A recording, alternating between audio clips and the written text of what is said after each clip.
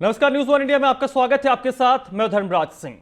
सुबह के 10 बज चुके हैं और हम आपको दिखाते हैं सुबह 10 बजे की 4 और बड़ी खबरें और अहम खबरें। इन 4 खबरों में सबसे पहले हम बात करेंगे जनता के शिकायतों की, जिस पर आज मुख्यमंत्री योगी आदित्यनाथ एक्शन के मूड में नजर आ रहे हैं। मुख्यमंत्री योगी आज यूपी के सभी जिलों के डीएम, एसएसपी और एसपी के साथ बैठक करेंगे। इस खबर पर आज दिन भर हमारी नजर होगी। दूसरी बड़ी खबर की बात करें, उत्तर प्रदेश विधानसभा का चुनाव, इसको लेकर सत्ताधारी बीजेपी आज एक अहम बैठक करने वाली है। क्या कुछ इस बैठक से निकलकर बाहर आता है, उस पर भी हमारी नजर होगी। यह बैठक बीजेपी के प्रदेश अध्यक्ष स्वतंत्र देव सिंह की अध्यक्षता में होगी। स्वतंत्र देव सिंह के अलावा बीजेपी के संगठन से जुड़े कई नेता इस बैठक में मौजूद होंगे। वहीं कल बीजेपी यूपी चुनाव के लिए इलेक्शन इंचार्ज की घोषणा की गई, यानी कि चुनाव के प्रभारियों के नामों का ऐलान कल भारतीय जनता पार्टी ने किया है, जिसमें आज होने वाली ये बैठक काफी इंपॉर्टेंट हो जाती है। और हो सकता है कि वो जो प्रभारी बनाए गए हैं, धर्मेंद्र प्रधान के अलावा कई सह प्रभारी हैं, उनमें से कुछ लोग आज इस बैठक में शामिल हो सकते हैं।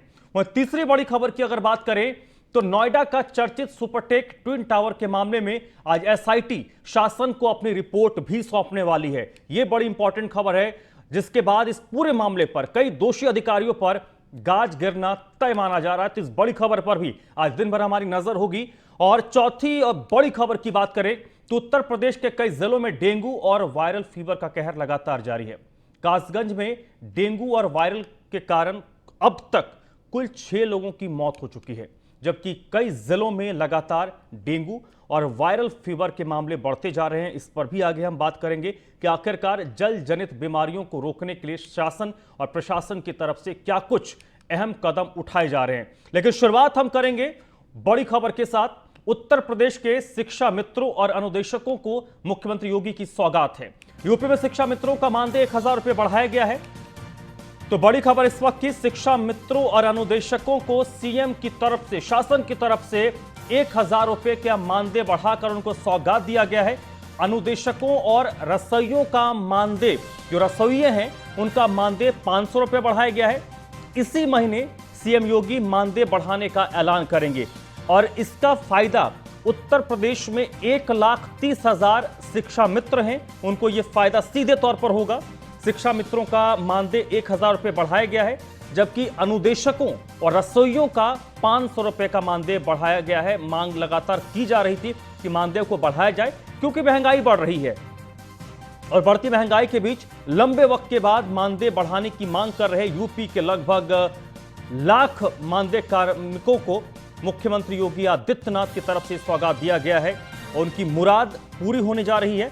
अगस्त में आई यूपी सरकार के अनुपूरक बजट पर अब सरकार अमल कर रही है। बेसिक शिक्षा परिषद के स्कूलों में कार्यरत शिक्षा मित्रों को 4 साल में दूसरी बार यह मानदेय बढ़ाया जा रहा है। शिक्षा मित्रों का 1000, अनुदेशक और रसोइयों का मानदेय 500 और 500 बढ़ाया जा सकता है। इसी महीने मुख्यमंत्री योगी आदित्यनाथ इस बढ़े हुए मानदेय का ऐलान भी कर सकते हैं। मुख्यमंत्री सचिवालय इसको लेकर एक आयोजन की तैयारी में जुटा हुआ है। बजट आवंटित होने के बाद विभाग अक्टूबर से बढ़ा हुआ मानदेय शिक्षा मित्रों, अनुदेशकों और रसोइयों को देने का इंतजाम कर रहा है।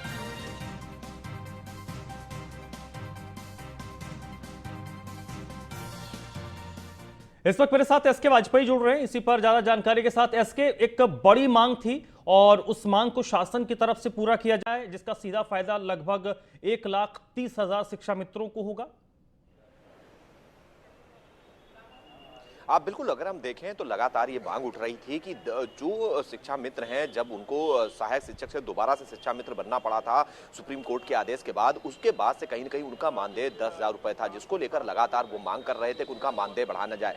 साथ ही साथ जो अनुदेशक हैं उनकी मांग भी थी, क्योंकि उनको 7,500 रुपए मिलता है, उनका मानदेय भी बढ़े। उसके अलावा जो रसोइये हैं उनको मानदेय बढ़ाने को लेकर लगातार लखनऊ में भी प्रदर्शन हुए थे और कई बार उन्होंने प्रमुख सचिव से लेकर मुख्यमंत्री कार्यालय तक पत्र लिखे थे। हालांकि इस पूरे मामले को लेकर लेकर उत्तर प्रदेश सरकार ने अगस्त में आए बजट में व्यवस्था कर दी थी और अब यही वो मंथ होगा जिसमें मुख्यमंत्री योगी आदित्यनाथ इसका ऐलान कर सकते हैं, जिसमें शिक्षा मित्रों को 1000, अनुदेशकों को 500, रसोइयों को 500 प्रतिमाह के हिसाब से मानदेय बढ़ाया जाना है, जिसको लेकर मुख्यमंत्री कार्यालय लगातार तैयारियों में जुटा है। संभवतः इसी महीने के अंत तक एक बड़ा कार्यक्रम होगा जिसमें मुख्यमंत्री योगी आदित्यनाथ यह मानदेय बढ़ाने की घोषणा करेंगे, जिसमें प्रदेश भर के करीब 1,30,000 शिक्षा मित्र, साथ ही साथ करीब 86,000 अनुदेशक और बाकी पूरे प्रदेश भर के सभी प्राथमिक विद्यालयों में तैनात रसोइयों को सीधे तौर पर इसका लाभ मिलेगा, जिसको लेकर मुख्यमंत्री ने पहले भी आश्वासन दिया था और अब बजट के जरिए वो काम उत्तर प्रदेश सरकार करने जा रही है। तो निश्चित तौर पर उत्तर प्रदेश सरकार का जो प्रयास था कहीं न कहीं इन जो मांगे हैं उन मांगों को पूरा किया जाए, उस दिशा में कहीं न कहीं एक बड़ा कदम उत्तर प्रदेश सरकार ने इसके बाद उठाया है। जी चलिए एसके वाजपेयी, आप मेरे साथ बने रहिएगा। तो इसी महीने सरकार इसका ऐलान कर सकती है, मुख्यमंत्री खुद इसका ऐलान करेंगे और बाकायदा एक समारोह भी आयोजित किया जाएगा, जिसकी तैयारी इस वक्त सचिवालय की तरफ से की जा रही है। एक और बड़ी खबर है लखनऊ से ही। मुख्यमंत्री योगी आदित्यनाथ ने आज ब्यूरोक्रेट्स की एक बड़ी बैठक बुलाई है। इस बैठक में वीडियो कॉन्फ्रेंसिंग के जरिए उत्तर प्रदेश के 75 जिलों के डीएम, पुलिस कप्तान शामिल होंगे। जिलों के डीएम, एसएसपी और एसपी इस बैठक में शिरकत करने वाले हैं।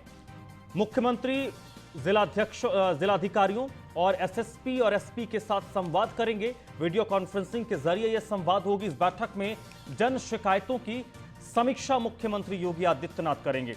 आईजीआरएस, तहसील और थानों में आने वाले शिकायतों की समीक्षा होगी। सीएम ने जन शिकायतों के निस्तांतरण के निर्देश अधिकारियों को दिए थे और इस मामले को लेकर जो लंबित मामले हैं उस पर मुख्यमंत्री फीडबैक लेंगे। और ये बैठक काफी इंपॉर्टेंट माना जा रहा है क्योंकि सीधे सीधे आम लोगों से जुड़ा हुआ मुद्दा है। सीएम आज डीएम, एसएसपी और एसपी से इस बात का जवाब तलब करने वाले हैं कि जो जन शिकायतें आती हैं उन जन शिकायतों का हुआ क्या, उसके पर क्या कुछ स्थिति है, उसका फीडबैक मुख्यमंत्री लेंगे। एसके वाजपेयी मेरे साथ जुड़े हुए हैं। एसके, इंपॉर्टेंट बैठक ये है क्योंकि आम लोगों की जो शिकायतें होती हैं उसमें कहा यह जाता है कि भाई बड़े अधिकारी सुनते नहीं है, लेकिन मुख्यमंत्री के स्तर पर जब ये मामला आता है उसके बाद उसको फॉरवर्ड किया जाता है, उस पर एक्शन होता है, कई मामले में एक्शन नहीं होता। तो आज का दिन उत्तर प्रदेश के डीएम, एसपी और एसएसपी के लिए भारी पड़ने वाला है। बिल्कुल, अगर हम देखें तो मुख्यमंत्री योगी आदित्यनाथ की तरफ से पूरे प्रदेश भर के जिलाधिकारियों और कप्तानों को निर्देश दिया गया था कि जो भी शिकायतें आ रही हैं, चाहे वो थाना दिवस की हों, तहसील दिवस की हों, आईजीआरएस पोर्टल भी हों, जो मुख्यमंत्री कार्यालय से सीधे संबंधित जिलों को प्रेषित की जाती हैं, उन पर क्या अब तक आपने कब वर्क किया है, कितने समस्याओं का समाधान किया है, उसमें जिस व्यक्ति की समस्या थी उसका फीडबैक लिया या नहीं लिया गया, और अगर फीडबैक लिया गया तो उसमें लोगों की अपनी राय क्या थी, लोग उस फीडबैक, उस निस्तारण से संतुष्ट थे अथवा नहीं। बहुत सारे विषयों को लेकर मुख्यमंत्री ने निर्देश दिया था टीम 9 की बैठक के दौरान, और उसका जो भी फीडबैक था ये सभी प्रदेश के सभी 75 जिलों से डीएम और कप्तानों से मांगा गया था कि वो मुख्यमंत्री कार्यालय को भेजें, जिसमें समीक्षा की जाएगी कि आखिर किस जिले में कितनी शिकायतों का निस्तारण हुआ और कितनी शिकायतें आई, किन किन मामलों की शिकायतें थी।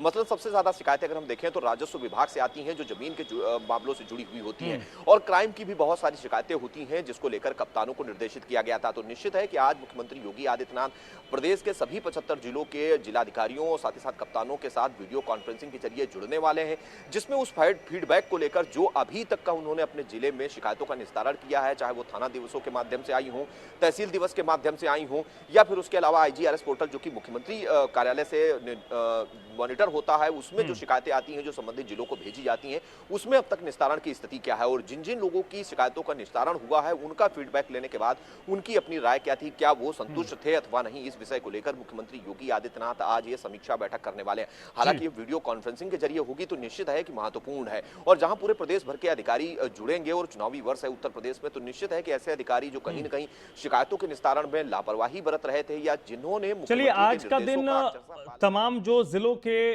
डीएम हैं और पुलिस कप्तान हैं वो अपना होमवर्क जरूर कर रहे होंगे, क्योंकि मुख्यमंत्री जब उनसे सवाल जवाब करेंगे तो उनको मुख्यमंत्री को अपने जवाबों से संतुष्ट भी करना है।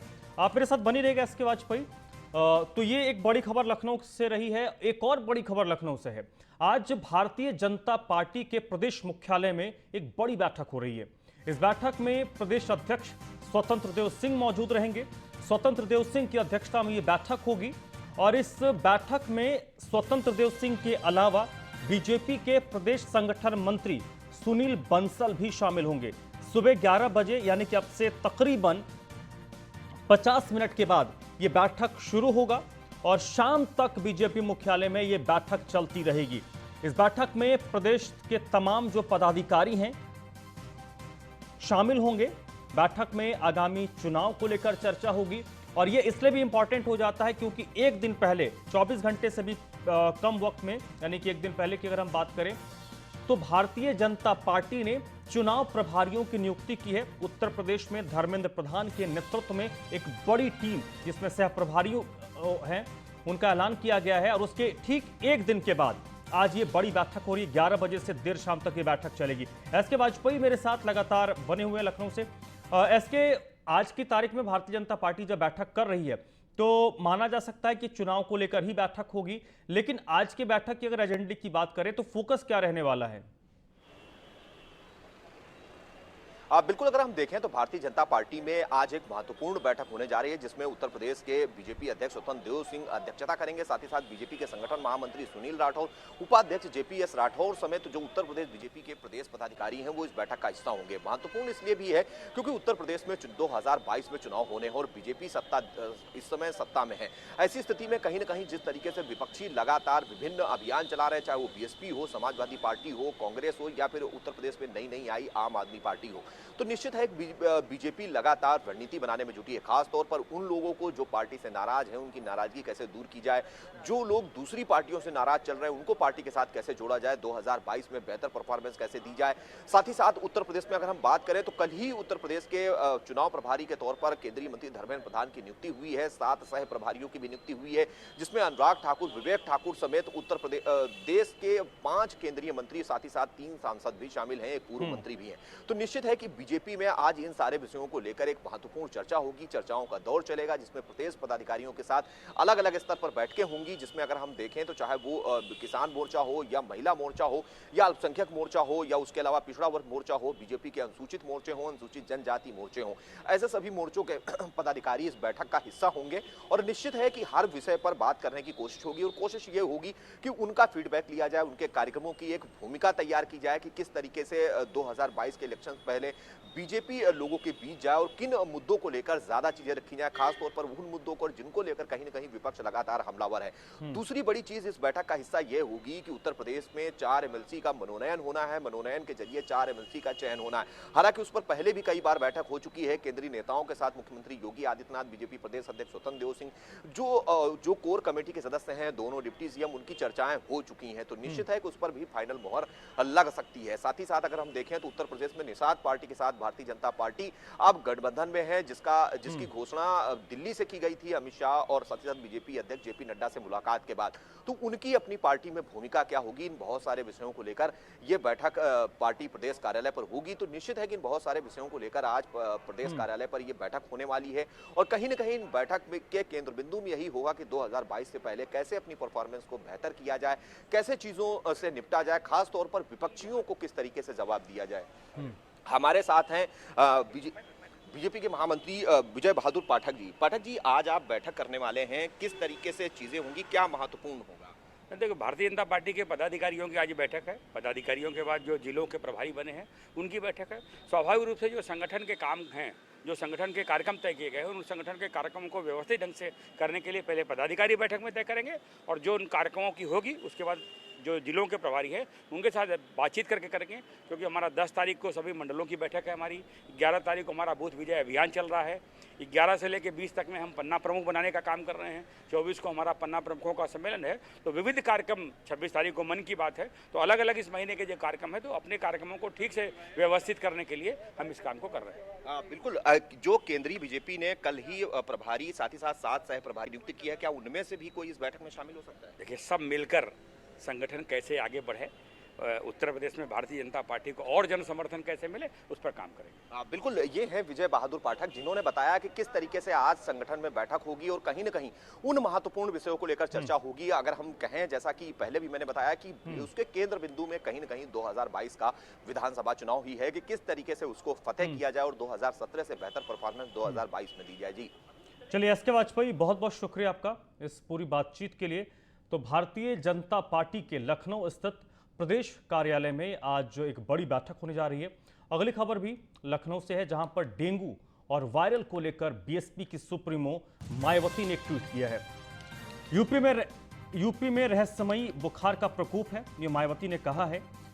और ये चलिए आपको हम ट्वीट दिखाते हैं। ये बीएसपी की सुप्रीमो मायावती का ट्वीट है। यूपी में कोरोना महामारी के बीच डेंगू और अन्य रहस्यमयी बुखार आदि का प्रकोप भी बड़ी तेजी से लगभग पूरे प्रदेश को अपनी चपेट में ले रहा है, लेकिन सरकारी अस्पतालों में उचित व्यवस्था के अभाव में इनके मरीजों की काफी मौतें हो रही हैं, जो अति चिंतनीय है। सरकार इस और जरूर ध्यान दे।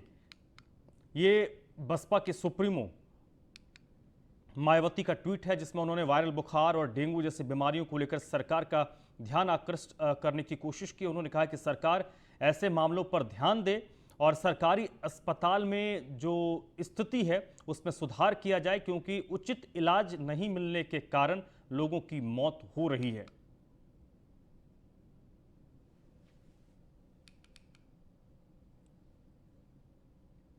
उत्तर प्रदेश विधानसभा की वेबसाइट को हैक किया गया है। हैकर्स ने इस वेबसाइट को हैक करके इस पर आपत्तिजनक संदेश लिखा है। यूपी डेस्को ने इस बारे में एक साइबर थाने में एफआईआर दर्ज करवाई है। तो एक गंभीर मसला है, साइबर क्राइम का है, जहां पर उत्तर प्रदेश के विधानसभा के वेबसाइट को हैक किया गया है। वहीं बीएसपी से जुड़ी एक और बड़ी खबर आ रही है। सोर्सेस के मार्फत ये खबर आ रही है कि मुख्तार अंसारी को बीएसपी टिकट नहीं देगी। तो बड़ी खबर इस वक्त की जो सोर्सेस के मार्फत हमारे पास आ रही है, मुख्तार अंसारी को बीएसपी टिकट नहीं देगी। मुख्तार अंसारी और माफियाओं से अब बीएसपी परहेज करेगी। साफ सुथरी और स्वच्छ छवि वाले नेताओं को ही बीएसपी में टिकट दिया जाएगा। बीएसपी में साफ सुथरे छवि के नेताओं को तरजीह मिलेगी और इसी के मार्फत मुख्तार अंसारी जैसे लोगों को बीएसपी इस बार के विधानसभा चुनाव में टिकट नहीं देगी। इसके बारे में जो हमारे पास सोर्सेस के मार्फत खबर आ रही है कि बीएसपी इस बार जो दागी दबंग किस्म के आपराधिक छवि के उम्मीदवार होंगे उनसे परहेज करेगी और उनको टिकट नहीं देगी। और इसमें सबसे ऊपर का जो नाम है वो है मुख्तार अंसारी का, और मुख्तार अंसारी से इस बार बीएसपी परहेज कर सकती है।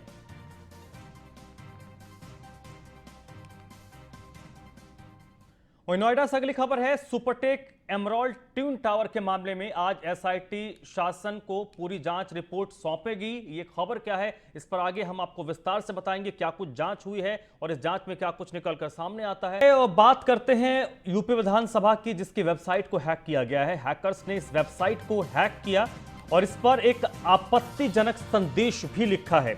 यूपी डेस्को ने साइबर थाने में इसके खिलाफ एफआईआर दर्ज करवाई है। साइबर थाने की टीम अब हैकर्स की तलाश में जुटी हुई है। साइबर अपराध का यह मामला है और इस बार साइबर अपराधियों ने यूपी विधानसभा की वेबसाइट को ही हैक किया है। नोएडा के सुपरटेक एमराल्ड ट्विन टावर के मामले में आज एसआईटी अपनी जांच रिपोर्ट शासन को सौंपने वाली है। एसआईटी की टीम ने इस मामले में जांच पड़ताल की है और शासन को आज अपनी रिपोर्ट सौंपेगी। एसआईटी के रिपोर्ट में कई बड़े नाम सामने आ सकते हैं। जांच में प्राधिकरण के 7 नाम पहले से ही चिन्हित हैं। मुख्यमंत्री योगी ने 2 सितंबर को इस एसआईटी का गठन किया गया था और देर शाम प्राधिकरण कार्यालय में लगातार एसआईटी की टीम जांच करती रही। सुप्रीम कोर्ट ने इस सुपरटेक के ट्विन टावर को गिराने का आदेश दिया है। ट्विन टावर निर्माण में नियमों का उल्लंघन किया गया और कल पुलिस कमिश्नर नोएडा अथॉरिटी के कार्यालय पहुंचे थे। संजीव मित्तल, ऋतु माहेश्वरी के साथ उन्होंने बैठक की थी। एसआईटी के अध्यक्ष और सीईओ के साथ भी बैठक हुई है और इस बैठक के मायने हैं। सीपी ने बैठक को सिर्फ औपचारिक मुलाकात बताया था। दोषियों पर भी सीपी की जो कार्रवाई होगी उसमें नोएडा के कमिश्नर की भूमिका काफी अहम मानी जा रही है। निशांत इस वक्त मेरे साथ जुड़ रहे हैं इसी पर ज्यादा जानकारी के साथ। निशांत, सुपरटेक ट्विन टावर का जो मामला है ये कई अधिकारियों के लिए जो आज कहीं और पोस्टेड होंगे, रिटायर्ड हो गए होंगे, उनके लिए बड़ी मुसीबत बन रहा है। हालांकि इस रिपोर्ट में कई चौंकाने वाले नाम सामने आ सकते हैं। बिल्कुल धर्मराज, अगर जो बता दें एसआईटी जो है लगातार जांच कर रही है और आज भी इन्वेस्टिगेशन करेगी। आज जो दोपहर तक इन्वेस्टिगेशन होगी नोएडा प्राधिकरण में, 4 सदस्य की टीम वहां पर पहुंचेगी और सबसे बड़ी बात हैरानी की बात है कि कल जब अचानक से पुलिस कमिश्नर आलोक सिंह पहुंचते हैं, एसआईटी टीम के साथ बैठक करते हैं, तो नोएडा प्राधिकरण के अंदर हड़कंप मचता है, क्योंकि कहीं ना कहीं ये देखने को सामने आता है कि एफआईआर दर्ज होने वाली है या फिर कोई बड़ा एक्शन होने वाला है। तो अभी जो देखा जा रहा है, जो तमाम तरीके की जो शिकायत बायर्स की पेंडिंग चल रही है, उन पर भी इन्वेस्टिगेशन चल रही है, उन पर काफी जो एफआईआर दर्ज है उन पर भी इन्वेस्टिगेशन चल रही है। और सुपरटेक ग्रुप के जो अलग अलग जो प्रोजेक्ट चल रहे हैं, कहीं ना कहीं उनकी खामियाओं को भी देखा जा रहा है। एसआईटी जो है, सूत्रों से जानकारी है कि उनकी भी इन्वेस्टिगेशन की जा रही है, उनका भी देखा जा रहा है किस तरीके से आवंटन हुआ है, किस तरीके से नक्शा बना है और किन किन अधिकारियों ने इसमें परमिशन दी है, जिसको देखते हुए एमरोल्ड टावर के अंदर जिस तरीके से खामियां पकड़ी गई, गड़बड़ियां पकड़ी गई, उसी को देखते हुए अन्य प्रोजेक्टों की भी जांच की जा रही है। सबसे बड़ी बात है कि जल्द ही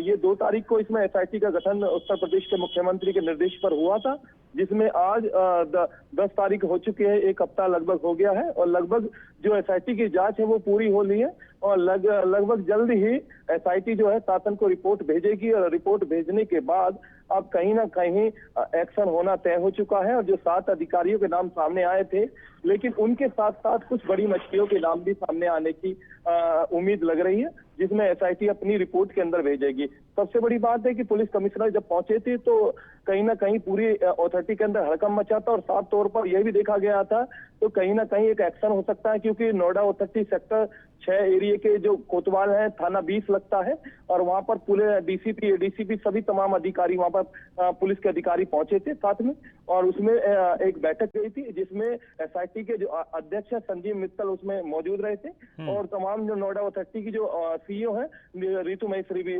मौजूद रही थी। चलिए निशांत, बहुत बहुत शुक्रिया आपका।